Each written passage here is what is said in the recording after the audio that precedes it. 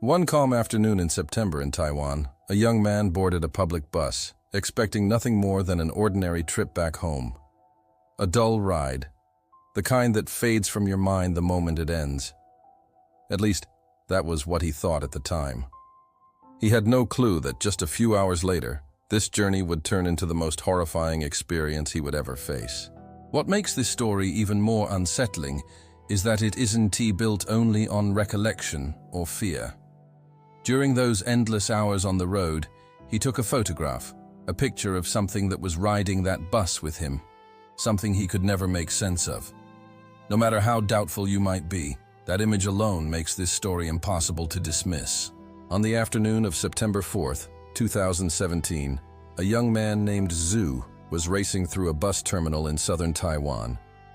His bus to the capital, Taipei, was moments away from departure, and he was dangerously close to missing it. He already knew what being late usually meant: a crowded cabin, bodies pressed together, and an awful seat for a very long ride. So he pushed himself even harder. Gasping for air, he finally saw the bus waiting along the curb outside the station. A wave of relief washed over him instantly. He hadn't missed it.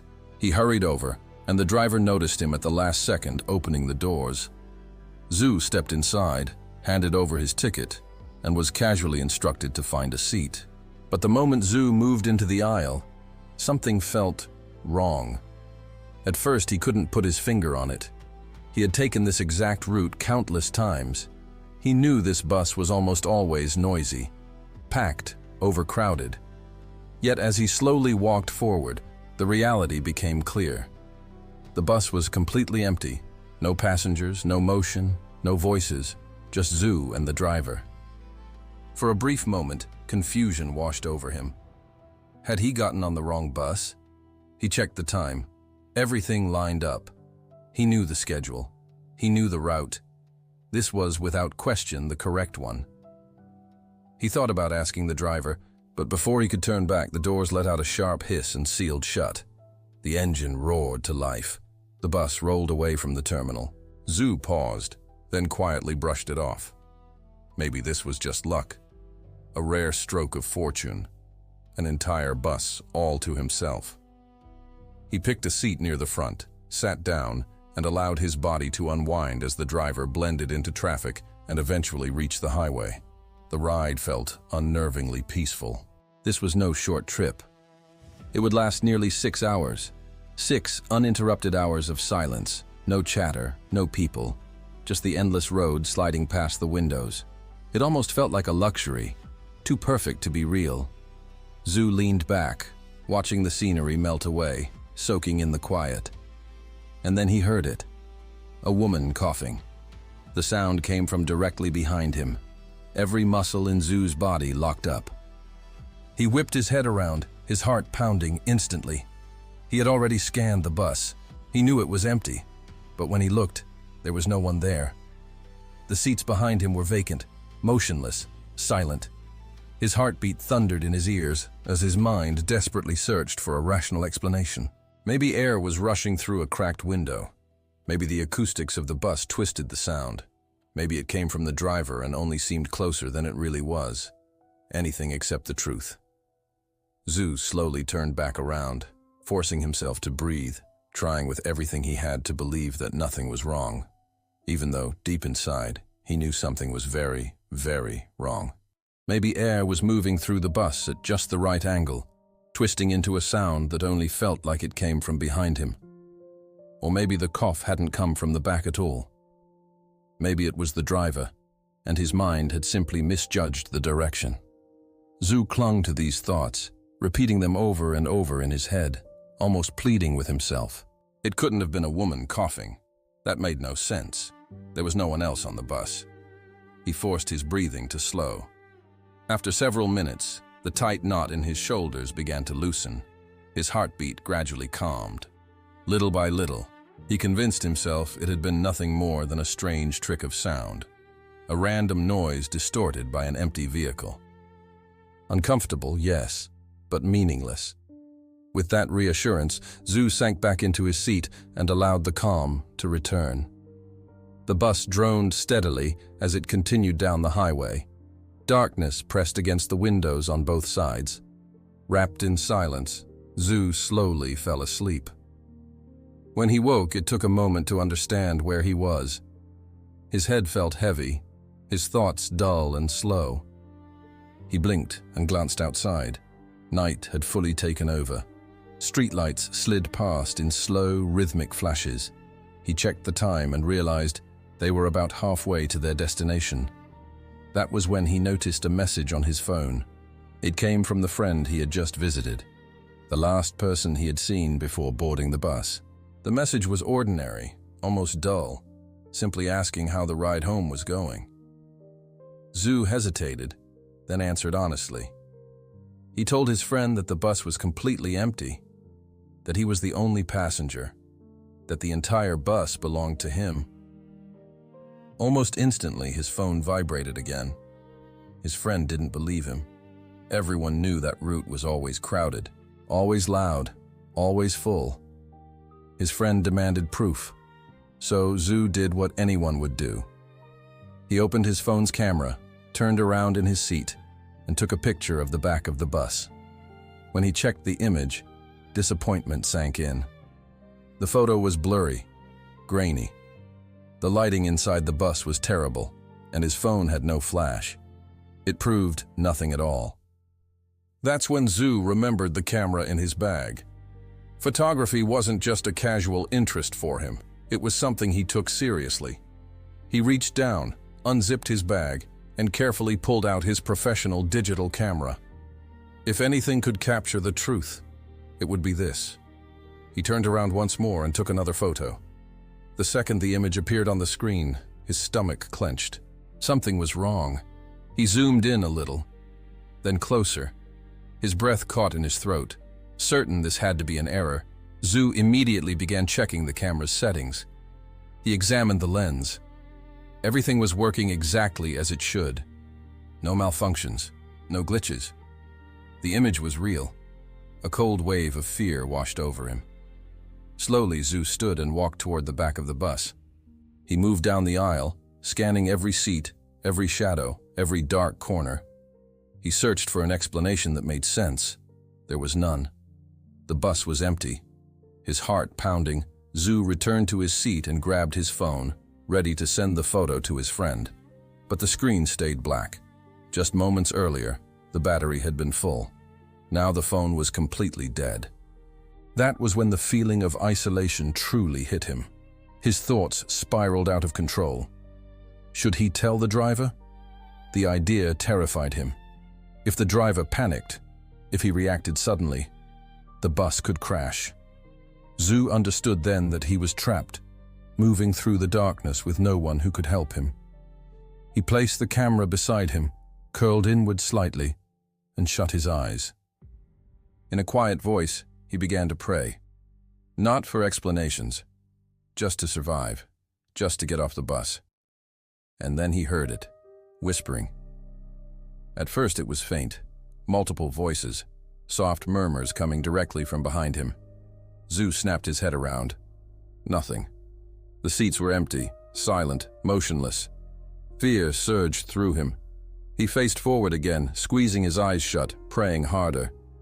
Then another sound joined the whispers, the slow, deliberate creak of seats, the unmistakable sound of weight shifting, of something sitting down, gently rocking.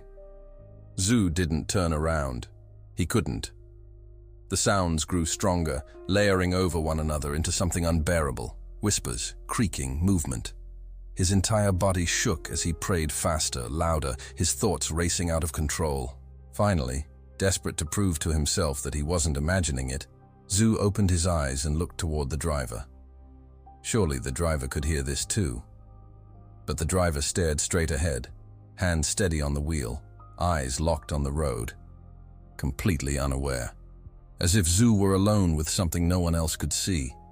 Zhu was drowning in fear. His thoughts were racing, yet no matter how hard he tried, he couldn't come up with a single action to take. The sounds behind him refused to fade. The whispers, the subtle shifts, the slow creaking, all of it continued, even though every logical part of his mind knew the bus was empty. Eventually, panic took control. Zhu clamped his hands tightly over his ears, pressing his fingers in as hard as he could, desperate to shut out every sound. He folded inward, pulling his knees toward his chest, shrinking himself as much as possible. Curled in that position, trembling and soaked in sweat, he prayed silently, again and again, not for answers, only for it to stop. He remained like that for the next 3 hours. Every bump in the road felt magnified. Every movement of the bus sent his heart racing. He didn't dare lift his head. He didn't dare shift. He simply waited, measuring time by the rhythm of the road, until at last the bus began to slow. When it finally stopped, Zhu hesitated. For several long moments he stayed frozen. Then, slowly, he pulled his hands away from his ears and opened his eyes. He expected the whispers to return. They didn't. The bus was silent. No murmurs, no creaks, no movement. Only the ordinary mechanical sounds of the engine winding down. The driver calmly went through the usual shutdown routine. Beyond the windows, the Taipei bus station came into view. They had arrived. Relief crashed over Zhu in a wave. His muscles felt weak. The only thought in his mind was getting off that bus, putting as much distance as possible between himself and whatever had been there with him. He hurriedly collected his belongings, shoving his camera and everything else back into his bag. He moved quickly down the aisle toward the front, barely able to think clearly. But just before stepping off, the driver stopped him. One look at Zhu was enough for the driver to know something was wrong. Zhu was drenched in sweat. His face was flushed. His eyes were wide and exhausted, like someone who had barely survived something horrific. The driver asked if he was all right. Zhu almost lied. He was seconds away from saying everything was fine, from nodding and walking away forever, but something held him in place. What had happened on that bus wasn't something he could simply ignore. The fear had been too real, the sounds too vivid. And there was still the photograph, the one thing he couldn't explain. Now the bus was parked. There was no danger, no risk of startling the driver. Zhu made a choice. Even if it made him sound insane, he needed someone else to see it. He swallowed and said, "Actually, there's something I need to show you." Zhu pulled out his camera and handed it to the driver. The driver stared at the screen, confused, clearly unsure what he was meant to notice. Zhu leaned closer and zoomed in on the upper part of the image, enlarging the ceiling near the back of the bus. And then, it became impossible to ignore. Reaching down from the ceiling was a massive human arm and hand, stretching into the bus as if trying to grab something below. The driver examined the image in silence. Zhu's words spilled out uncontrollably, his thoughts racing faster than he could slow them. He explained that at first, he thought it might somehow be his own reflection. But that theory collapsed immediately. He had been holding the camera when the photo was taken. If it were his arm, the camera would have appeared in the image. It hadn't. Then he considered that it could be the driver's arm. But that explanation fell apart just as quickly. The driver's hands had been on the steering wheel the entire ride. If the arm belonged to him, the wheel would have been visible in the reflection. It wasn't. There was only an arm, no body, no object in its grasp, just a single arm reaching down from the ceiling. Zhu then told the driver everything else, the whispers behind him, the seats creaking, as if something unseen had been sitting there, the constant sensation of being surrounded by something he couldn't see. He described the terror of being trapped on that bus for hours, completely alone. After saying everything, after essentially telling the driver that his bus was haunted and supporting it with photographic proof, Zhu braced himself. He expected shock, fear, denial, anger, anything at all. Instead, the driver calmly handed the camera back. Then he said something that chilled Zhu far more than the image ever had. He told Zhu that the photograph could never be shown to anyone, that no one could ever know what had happened on that bus, because if people found out, it would ruin his business. Zhu went cold. The driver wasn't joking. He wasn't confused. He wasn't denying a single word. He looked used to it, as if this wasn't the first time something like this had happened. The driver behaved as if none of this was strange, as if what Zhu had gone through was simply part of the routine, just another normal day on this route. That calm reaction unsettled Zhu more than anything else he had experienced. For a brief moment, he nearly snapped. He wanted to argue. He wanted to demand answers. He wanted to ask why anyone would keep something like this a secret, but then he stopped himself. He didn't know this man. He didn't know what the driver might have witnessed before or what he already understood. And more than anything else, Zhu was drained, emotionally hollow. He didn't care about the bus. He didn't care about explanations. He only wanted it to be over. So he nodded. He told the driver not to worry. He promised he wouldn't tell anyone what had happened. He said he wouldn't show the photograph to anyone. He thanked the driver, stepped off the bus, and walked away without looking back. By the time Zhu reached his home, it was close to midnight. His body felt heavy, as if every bit of energy had been pulled out of him.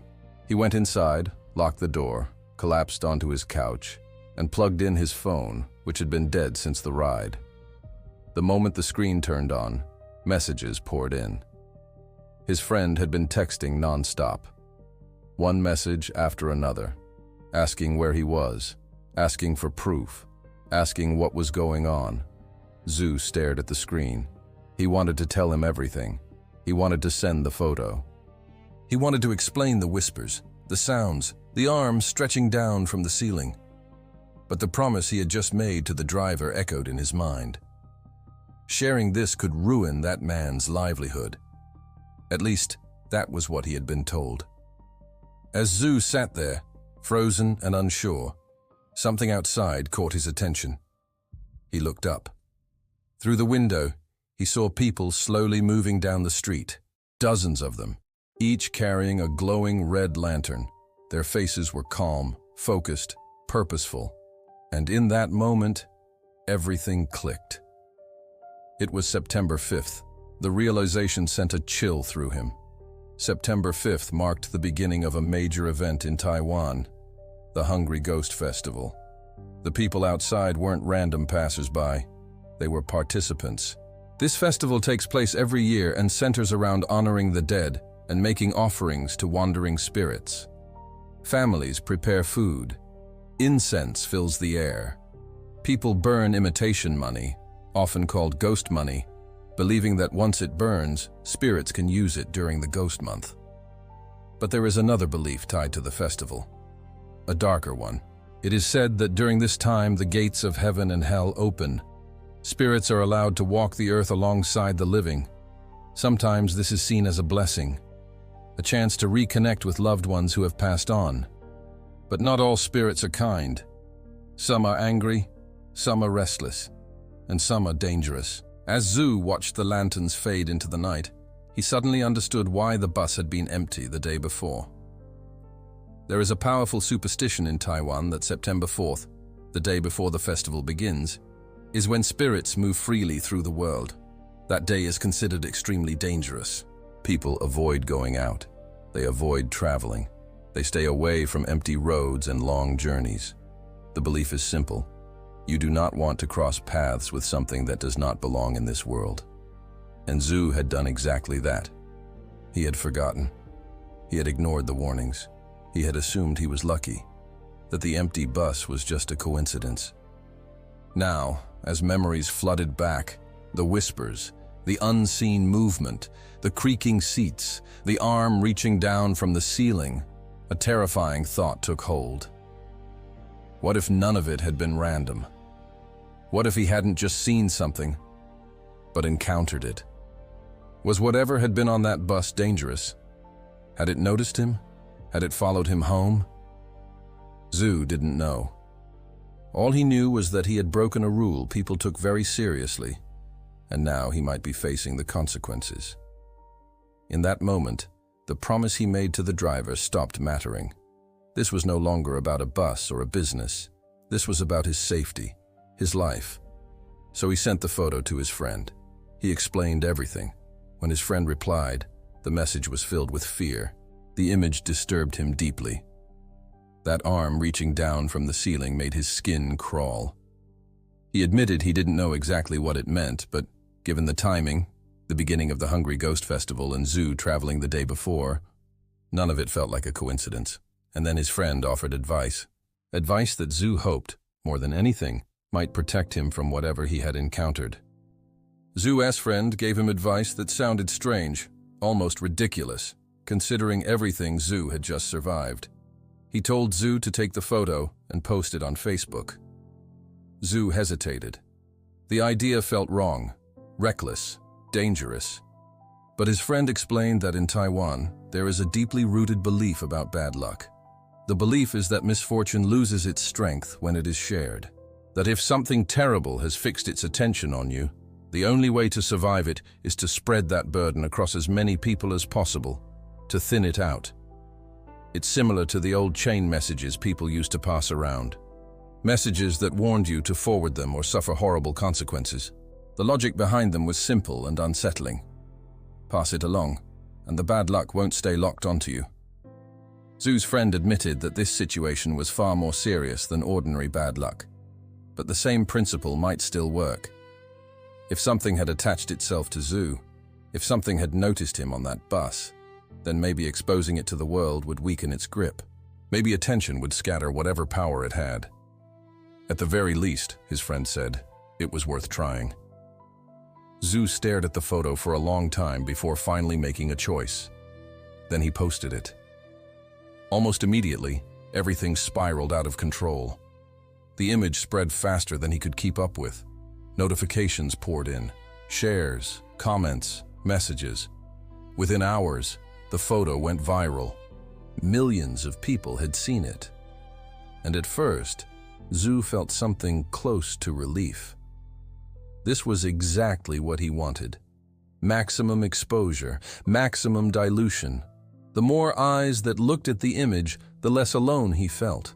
The less focused whatever was in that photo might be on him, but the relief didn't last. Instead of reassurance, the messages turned dark. People weren't calming him down. They were panicking. Some begged him to delete the post. Others warned him that he had made a terrible mistake. They told him the thing in the photo wasn't harmless. They told him he was in danger. Strangers messaged him late into the night, insisting that whatever he had captured could follow him, that it could attach itself, that he needed spiritual protection, that he needed help. Reading those messages terrified Zhu more than the image itself ever had. The fear became real in a way it hadn't before. This was no longer just in his head. Other people saw it. Other people were afraid. Overwhelmed and shaking, Zhu deleted the photo. He set his account to private. He shut down his social media completely. For the next several days, he stayed inside. He kept his head down. He avoided people. He avoided thinking. He told himself that if he did nothing, if he ignored it, maybe everything would fade away. And for a while, it seemed like it had. Nothing strange happened. No whispers. No shadows. No signs of anything following him. Slowly, Zhu began to relax. He told himself it was finished. That there were no ghosts. That fear had simply taken control of his imagination. He convinced himself he was safe. Exactly 1 week after he stepped off that bus, on September 11th, 2017, Zhu was lying on his couch, scrolling through social media without really paying attention. Then a headline froze him in place. It described a horrific accident on a nearby highway. An accident that happened not far from where he lived. And as Zhu kept reading, a familiar sense of dread began to rise in his chest. The article described a devastating accident involving a single vehicle. A violent collision. 6 people lost their lives. 11 others were seriously injured. The kind of disaster that shuts down an entire highway and dominates the news for days. A tragedy by every definition. Zhu read the first lines almost automatically. Then he kept scrolling. That's when he saw the photo. The image showed a driver standing on the shoulder of a dark highway. His clothes were soaked in blood. His face looked hollow, drained, completely shattered. like someone who had witnessed something far beyond an ordinary crash. Zhu froze. His chest tightened. His breathing stopped for a moment. He recognized that face instantly. It was him, the bus driver, the same man from that ride. The same man who had calmly told him never to show anyone the photo. Zhu's hands began to tremble as he scrolled further. And then the realization hit even harder. The vehicle involved in the crash wasn't just any bus. It was the exact same bus. Same route, same driver. The very bus Zhu had been on exactly 1 week earlier. At first, his mind searched for logic. A horrible coincidence. Bad timing. He even felt a brief wave of relief. Relief that he hadn't been on that bus when it crashed. But that feeling vanished almost immediately. Because when Zhu thought back to what he had experienced, the whispers, the unseen movement, the arm reaching down from the ceiling, the story no longer felt random. Officially, the explanation was simple. Authorities claimed the driver had been negligent. That human error caused the crash. He was later sentenced to prison. Case closed. But buried deeper in the article was something else. Video footage from inside the bus had been released. Security camera footage recorded shortly before the crash. Zhu hesitated before pressing play. In the final 30 seconds, nothing seems wrong at first. The driver is driving normally. His posture is steady. His eyes are focused on the road. He doesn't look tired. He doesn't look distracted. Then something changes. Suddenly, his attention shifts to the side. You can see it clearly. He notices something. Something the camera never shows. His head turns, his eyes follow something moving beside him. His focus leaves the road entirely. And then, slowly, he begins reaching downward, as if responding to something inside the bus. As if interacting with something unseen. The footage never reveals what it was. Seconds later, the bus crashes. The driver never gave a public explanation. He never said what he saw. He never described what pulled his attention away in those final moments. All that remains is the crash, the footage, Zhu's experience, and that photograph. And when all of it is placed side by side, it leaves behind a question that refuses to fade. Was there really something on that bus? Was it all just coincidence, fear, and tragedy feeding into each other? Or did something follow the driver and finish what it started? That's for you to decide. And if this story stayed with you, if it unsettled you, don't just scroll away. Subscribe so you don't miss what comes next, and write in the comments what you think really happened.